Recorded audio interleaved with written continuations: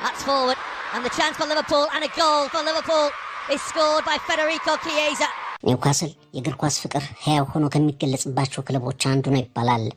መሞከር፣ መፋለም፣ እንደገና ተስፋ ማድረግ፣ መውደቅ፣ እንደገና መሞከር የደጋፊዎቹ መገለጫ።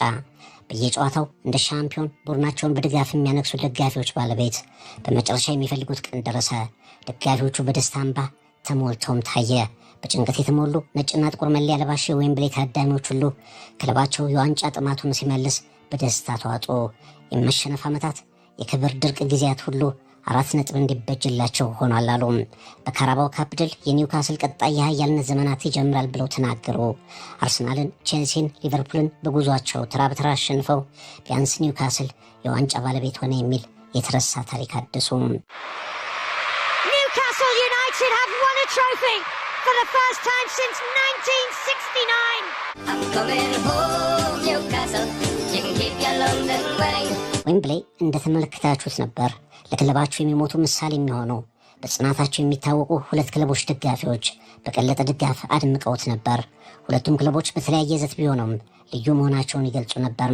በ1974 ሊቨርፑልና ኒውካስል በኤፍኤ ካፕ ፍጻሜ ሲገናኙ ሁለቱም ክለቦች በሁሉም ውድድሮች እኩል 11 ዋንጫዎች ነበሯቸው።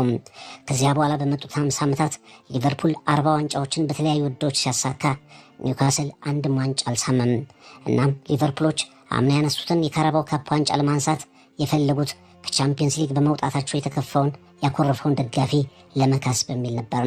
ኒውካስሎች ግን ብዙ በሕይወት ያሉ ደጋፊዎቻቸው ሰምተውት የማያውቁትን ሻምፒዮንነት ሲረጋገጥ የሚፈጥረውን ስሜት ለመፍጠር ታሪክ ለመቀየር ተጫወተ። ለሊቨርፑል አንድ ጨዋታ የአንድ ቀለል ያለ አንድ ዓመትም ቀድመው የሚያውቁት የዋንጫ ድል ስሜትን የመፍጠር ጨዋታ ብቻ ነበር። ለኒውካስሎች ግን ዛሬ ነገ ያበቃል እያሉ 70 ዓመት የደረሰን የድል ረሃብን የመደምደም ጉዳይ ነበር። Newcastle's corner, driven in, swerving away to Burn. It's a good header, it's in! Dan Burn puts Newcastle in front. Giant defender, Geordie through and through. Here's a test. It's Isak out. Here's a goal. They won't rule that one out. Alexander Isak. 56 years of waiting, but it could be Monday the 17th of March by the time this final finishes, the way we're going. ጨዋታውን የተሻለ የተራቡት ክብሩንም በደንብ የናፈቁትና የፈለጉት ማግፓይሶች አሸንፈውታል። የኤዲሆ ልጆች በአእምሯቸው የትኛውንም ፈተና ተጋፍጦበት ታማኝ ደጋፊዎቻቸው ስሜት ላይ ዋንጫውን ለማበርከትና ደስታ ለመፍጠር ዝግጁ ነበሩ። በዓላማ በመፋለም ከሊቨርፑሎች ብልጫ ነበራቸው። በእርግጥ ሊቨርፑል የርገን ከመጡበት ጊዜ ጀምሮ ወይም ከዚያ ቀድሞ በነበሩት ጊዜያት ከኒውካስል አንጻር ከካራባው ካፕ እጅግ በበለጡ የክብር ፍልሚያዎች ላይ ደጋግሞ ተፈትኖ ያለፈ ክለብ ነው። እንደዚህ አይነት ምሽቶች ላይ እንደ ኒውካስል አይነት ተጋጣሚዎች